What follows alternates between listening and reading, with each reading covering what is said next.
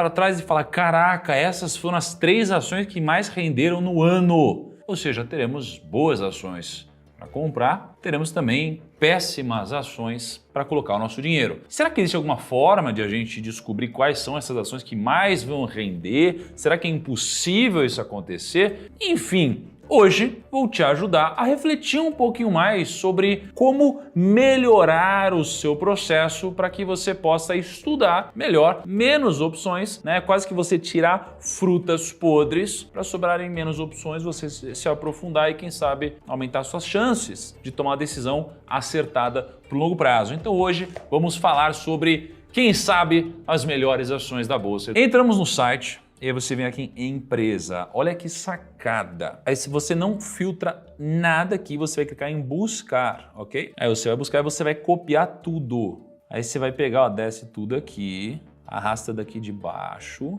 Ó, então presta atenção nessa dica aqui, galera. Ó, vocês pegam aqui de baixo, clica, arrasta, copia. Aí você vem aqui no Excel, ó, a gente vem aqui, ó, cola. Olha que interessantíssimo. Primos, a gente acabou de colar os dados de 465 companhias. Algumas estão duplicadas, né? Porque você tem, por exemplo, Petro 3 e Petro 4. Mas a gente tem 465 linhas. Tá bom? Então a gente basicamente baixou muitos, né, não todos, mas muitos dados das ações negociadas em bolsa. Então quando eu tenho todos os dados, eu posso começar a fazer alguns filtros e posso tirar algumas maçãs podres. Por exemplo, não necessariamente um negócio que está endividado, tá, é um negócio ruim. Mas se eu parto da filosofia ou do princípio de que um negócio que está muito endividado pode ter muitos riscos, eu falo, não quero investir em um negócio como esse. Então eu tiro isso daqui. Então eu tirei todos os negócios que estão muito endividados. Aí eu quero tirar, por exemplo, os negócios que não têm caixa. Eu posso tirar os negócios que não têm caixa. Eu quero tirar os negócios que não estão crescendo nos últimos 5 anos. Eu só quero negócios que estejam crescendo. Eu vou tirá-los. Então, obviamente, se você fosse fazer uma análise profissional, você não iria simplesmente fazê-la apenas dessa forma. Mas, para investidores do dia a dia, o que você quer é não necessariamente escolher o melhor investimento do planeta. Você só quer pelo menos excluir os que são ruins. Porque se você ficar ali entre os melhores, pô, já tá legal para você. Porque o que vai te enriquecer é o trabalho, o investimento vai multiplicar o seu trabalho. Então o que eu fiz aqui? Eu tenho os dados. Primeiro passo de tudo, embelezar essa planilha. Vamos lá, né? Primeiro de tudo, embelezar essa planilha, que o negócio tá muito feio. Eu não consigo lidar com uma planilha feia desse jeito. Deixa o negritinho aqui. Olha só como já ficou melhor, hein? Aí eu pego aqui, já dou uma formatadinha diferenciada. Pronto. Ó, já ficou bem melhor, hein? O que eu vou fazer agora? Eu tenho, por exemplo, a cotação de Hapvida. Cara, eu não preciso saber a cotação de Hapvida aqui, eu não quero olhar para ele, não precisa. Então o que eu vou fazer? Eu vou excluir essa cotação, né? Então, excluir. O que eu vou fazer? Eu vou começar a excluir alguns indicadores. Eu vou excluir o Price Sales Ratio, tá? Não é uma coisa que eu vou usar como filtro. Preço sobre ativo, preço sobre capital de giro, preço sobre EBITDA, preço sobre ativo circulante, eu vou tirar. Eu vou tirar aqui o EV/EBITDA, vou olhar só para o EV/EBIT, margem EBIT, margem líquida, liquidez corrente, eu vou tirar. Liquidez eu vou deixar, patrimônio líquido eu vou tirar. Então olha só, o que eu fiz aqui? Eu já dei uma limpada, então eu tenho 465 empresas, né, um pouquinho menos do que isso, e tenho vários indicadores. O que eu preciso ter em mente? Eu preciso ter em mente que não dá para eu olhar para ROIC e ROI ao mesmo tempo para todas as companhias. Por quê? Porque um banco, ele não vai ter o ROIC, né? Se eu filtrar aqui, ó, criei o filtro. Então vamos lá, filtrar por ordem alfabética aqui, ó. Então olha só, primeira coisa, o que eu faço aqui, ó? Eu vou clicar aqui, congelei linha superior, então eu posso rodar para baixo e os indicadores continuam lá. Então olha só, primeiro de tudo, se eu chegar aqui, por exemplo, no I de Itaú, olha o que vai aparecer em ROIC, vai estar zerado. Se eu olhar para Bradesco, né, o B de Bradesco, olha aqui, ó. Você também vai ter um ROIC zerado. Então os bancos, eles geralmente vão ter o ROIC zerado, não é uma métrica aplicável para os bancos. Então o que eu vou fazer? Eu vou criar 2 planilhas e a gente vai olhar para isso sob 2 óticas. Uma ótica incluindo bancos e uma ótica sem bancos. Então primeiro de tudo aqui, eu vou fazer assim, ó, com ROIC, aí eu vou criar uma cópia disso daqui, criar uma cópia, mover para o final, criar uma cópia, eu vou escrever sem ROIC. Tá bom? Então aqui, ó, sem ROIC, eu vou então excluir ROIC. Então, beleza. Vamos aqui fazer os nossos filtros. Então imagine o seguinte, Eu tenho PL, P sobre VP, Dividend Yield, EV/EBIT, ROIC, ROI, liquidez, dívida sobre patrimônio e crescimento nos últimos 5 anos. Então eu tenho 9 indicadores. O que eu vou fazer? Isso aqui não vai te garantir um ótimo investimento, mas você pode usar para você modelar do seu gosto. Então o que eu fiz até agora? Te ensinei a baixar os dados. E agora você pode fazer o que você quiser com eles, tá? O que você pode fazer? Por exemplo, o PL ele é o preço sobre lucro. Se ele é o preço sobre lucro, significa que se o lucro for negativo, a empresa teve um prejuízo. Se a empresa teve um prejuízo, o PL vai ser negativo, já que o preço não pode ser negativo. Então o que eu vou fazer aqui? Eu vou fazer um filtro. Aplicar automaticamente, eu vou filtrar. Eu quero um PL maior do que 0. E para tirar algumas anomalias, vou colocar um PL maior do que 5. Porém, eu também quero um PL menor do que 20, né? Não quero nada muito discrepante. Então eu vou tirar aqui todas as empresas que não se enquadram nisso. De 465 linhas, agora eu tenho 214 linhas. Olha que legal. Excluí basicamente metade dessas linhas que tem um lucro negativo, ou seja,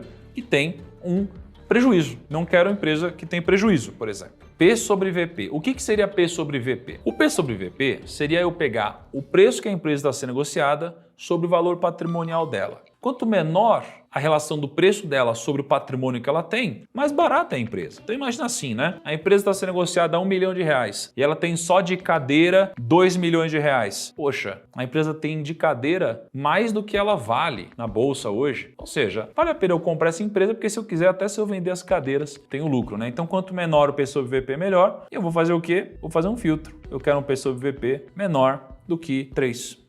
Então, fiz aqui o filtro de P sobre VP, olha que interessante, já tiramos mais algumas empresas aqui. Acabamos tirando, obviamente, aquelas que têm um P sobre VP muito alto, muitas vezes empresas de tecnologia têm, então acaba excluindo do filtro esse tipo de coisa. Dividend Yield. Dividend Yield é basicamente o percentual que você vai receber de dividendo, ou melhor, né, o percentual que você recebeu nos últimos 12 meses sobre o preço da ação hoje. Então, eu quero um dividend yield alto, né? Eu quero ele pelo menos maior do que 5%. Por outro lado, também não adianta ter um dividend yield muito alto, porque pode significar alguma cagada. Então, maior do que 16% já é loucura, né? Então, o que a gente descobre? Cara, chegamos em 65 oportunidades apenas. Olha como vai filtrando, vão sobrando poucas opções, ó. Então você que trabalha e tem pouco tempo para olhar para sua carteira, cara, você quer o mínimo de opções possível. Então você vai usando filtros quantitativos, tá? Então, olha só. Por que a gente exclui algumas anomalias? Petrobras aqui, ó, olha quanto está o dividend yield, 85,7%. Não dá para eu achar que isso aqui vai acontecer novamente. Seria uma loucura, né? Não é que não possa acontecer, mas é improvável. Então, você exclui algumas anomalias, senão você vai comprar ações de Petrobras falando, nossa, eu vou ganhar 85% de dividendo, que incrível. Não necessariamente, né? Agora eu vou olhar para o EV/EBIT. Então, imagine o seguinte, EV é o Enterprise Value, é o valor da companhia somado-se à sua dívida. Ok? E aí eu vou olhar para o EBIT da companhia. Então imagina que eu tenho quanto a empresa vale, eu tenho o EBIT dela, né? O EBIT seria o Earnings Before Interest and Taxes. Então, se eu tenho o valor da companhia, por exemplo, a companhia vale 1 milhão e ela tem um EBIT de 300 mil, eu vou ter aqui um EV/EBIT de mais ou menos 3 vezes. Se o EBIT da empresa aumentou, vamos supor que o EBIT agora seja em 500 mil. Agora o EV/EBIT vai ser 2. Então, quanto menor, melhor. Significa que a empresa está mais barata, entre aspas, né? Ou pelo menos é o que aconteceu. Significa que se ela mantivesse esse EBIT, eu demoraria X anos para receber, né? Para gerar, né, de caixa, basicamente, quanto ela vale. Então, quanto menor, melhor. Então, o que eu vou fazer aqui? Vou fazer um filtro. Vou colocar aqui, pelo menos, ó, menor que 10. Menor que 10. Tá. O que eu vou fazer aqui? Eu estou olhando para ROIC. Qual que é a diferença de ROIC e ROI? É a remuneração do acionista, ou seja, é o lucro líquido que a companhia gera em cima do capital do acionista, do equity. O ROIC é o retorno sobre o capital investido. Então isso daqui contabiliza não só o capital do acionista, como também o capital do empréstimo. Então eu pego um dinheiro emprestado, né, e eu invisto. Eu tenho um retorno em cima disso. Então eu vou montar lojas próprias. Vou pegar um capital emprestado para investir aqui, eu vou ter um retorno sobre isso. Quanto maior o meu retorno, melhor. Então, o que eu quero olhar aqui? Eu quero um retorno alto. Quanto maior o ROIC, melhor. Como hoje a taxa de juros está aí na casa de quase 14%, eu vou filtrar que eu quero só ROICs maiores do que 14%. Não quero nada menor que 14%. E aí é o seguinte, eu não vou nem fazer filtro de ROI, né? Já temos poucas opções aqui. O que eu vou fazer? Ó? Dívida bruta sobre patrimônio líquido. Pensa aqui, o que é a dívida bruta? É tudo que eu devo. Se eu devo R$1 milhão e eu tenho R$500 mil no banco, no caixa, a minha dívida bruta é 1 milhão. A minha dívida líquida seria 1 milhão menos o que eu tenho no caixa, então seria 500 mil. Então a dívida bruta é só o que eu devo. Então a dívida bruta sobre patrimônio líquido é o seguinte, é tudo que eu devo sobre tudo que eu tenho de ativo menos tudo que eu devo. Então imagina que eu devo R$1 milhão. Aí eu tenho um carro que custa R$500 mil. Só que eu tenho uma dívida nesse carro de R$200 mil. Então eu tenho uma dívida no total de 1 milhão. Só que o meu patrimônio líquido é 500 mil menos 200 mil. Então eu tenho 1 milhão sobre 300 mil. Quanto que é então essa relação? A minha relação é de 3 vezes. Se a minha dívida bruta diminuir, se eu tiver 500 mil sobre o 500 mil menos 200 mil, eu terei 500 mil sobre 300 mil. Então essa relação vai ser de 1,6 vezes. Então quanto menor esse número, mais saudável está a empresa, entende? Então, quando eu olho para isso daqui, eu vou dizer o seguinte, cara, eu não quero uma dívida bruta sobre patrimônio líquido superior 3 vezes. Então, eu quero algo que seja menor que 3. Então aqui eu excluo o que está com indicadores não tão interessantes. Crescimento dos últimos 5 anos. Olha, eu quero empresas que tenham crescido pelo menos mais de 10% ao ano. Então eu vou colocar aqui 10%. Já filtrei mais algumas empresas. Aí, o que eu encontro aqui? Eu encontro 1,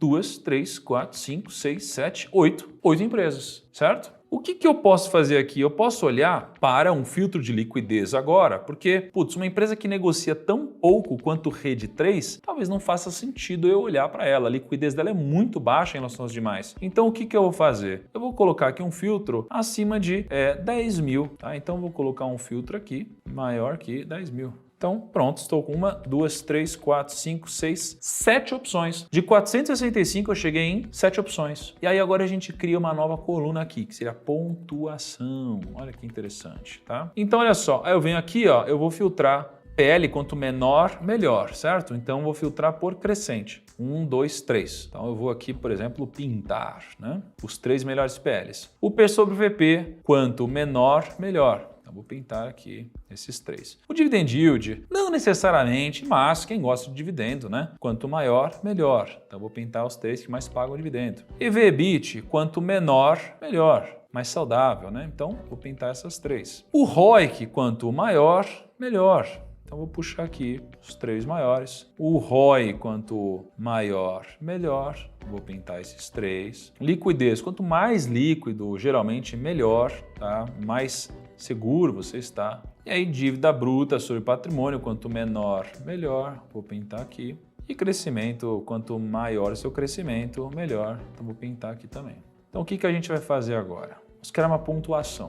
SLC é 3, tem 3 pontos no ranking, né? Que são 3 verdinhos. RAPT 4, né? Randon dá 1, 2, 3, 4. Então são 4 aqui. RAPT 3, né? Que seria basicamente a mesma coisa, né? 1, 2, 3, 4, 5. A mesma empresa, basicamente. CSN dá 1, 2, 3. Então serão 3. RANI 3 dá 1, 2, 3, 4. Serão 4. LEV 3 seria 1, 2, 3, 4. E WIZ 1, 2, 3, 4. O que a gente faz agora?